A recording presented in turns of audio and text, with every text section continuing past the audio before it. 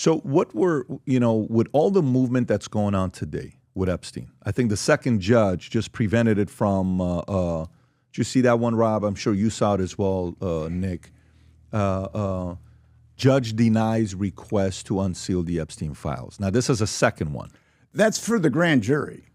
Okay, so you do, from the looks which is very different. Okay, so Epstein was arrested in 2019. Mm-hmm. And there was a grand jury prior to that indicted him on one count of child trafficking, I believe it was. So that information wouldn't really give us a lot of the news, or the documentation from that grand jury would not give us a lot of information, because it was very limited in its scope if it only indicted Jeffrey Epstein on one count of child trafficking. Are you from the school of thought that the current administration does not want to release this? And if they don't, what are you speculating are the reasons why they don't want to? My thoughts on this are, well, you had Pam Bondi. Let's walk it back a little bit.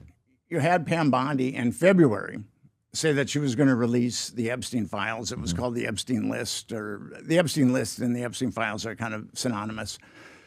She said that she was going to release it, and then she released a nothing sandwich. Now, the black book that she released was the black book that I released, except the black book that she released had everybody's name redacted. We only redacted the numbers of the people, the adults in the black book, and then the people that were potentially victims, who redacted their last names and also their numbers.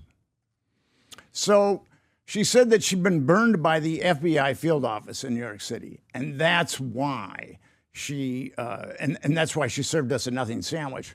And then she keeps on putting herself in a bigger and bigger hole, because then she says that she's going to release everything and that the only matters related to national security will be redacted. So now she has to tell us why a bunch of child molesters have anything to do with national security. So she keeps digging herself into a deeper hole. And then she said that there's a truckload of evidence that's being vetted. And here's what, shortly after Epstein was arrested in 2019, the FBI sought open his safe. And they pulled out, according to the New York Times, hundreds, if not thousands, of discs and images of underage girls. And Business Insider reported that they also pulled out hard drives. So there were FBI agents, or whatever dark, malignant corner of the government that deploys people like Epstein. They were looking at that stuff that night. I mean, I'm willing to put a lot of money on it that they were looking at that stuff. So for her to basically insinuate that they just started looking at this stuff in 2025 is, that's utter bunk. That stuff it's like, so they impounded it, all these disks and hard drives from Epstein's safe, and then it was in the corner of the FBI where it was collecting dust. I mean, that's completely ridiculous. The FBI or whoever vetted that stuff knows exactly what was on it, long before Pam Bondi became Attorney General of the United States. So then why are they playing this game? I think there's a couple of reasons. I think that we have a political system that's rife with blackmail. And I firmly believe that the people that hold the pictures are pretty powerful people that have a lot of juice.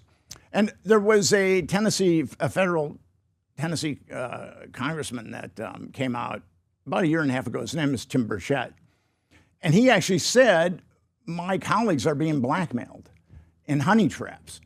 So a sitting U.S. congressman said that my colleagues are being blackmailed in honey traps, which I think is kind of amazing. And I wrote a book called Confessions of a D.C. Madam, The Politics of Sex, Lies, and Blackmail. And it was from the perspective of Henry Vincent. And he ran a gay escort service, and Craig Spence would use his gay escorts to compromise politicians. And we also saw that in the Franklin scandal. So I got to a blackmail photographer, and I was trying to get my mind around this, because this is something that you really don't read about in books. now you can, because I wrote a book called The Franklin Scandal, but you really don't read about it in books. And I got to this blackmail photographer who was unctuous, but I think that it's kind of funny with people that you cultivate as sources. Some of them are unctuous. They're not the paragon of morality. And this has happened to me a few times, where early on, they're pretty honest to you. And then later on, something switches. And then and I had this with this blackmail photographer, but I'll give you the metaphor that he used. He said, once you're compromised, it's like you're on a big, beautiful yacht. And you can have anything you want on that big, beautiful yacht. And it's a beautiful day.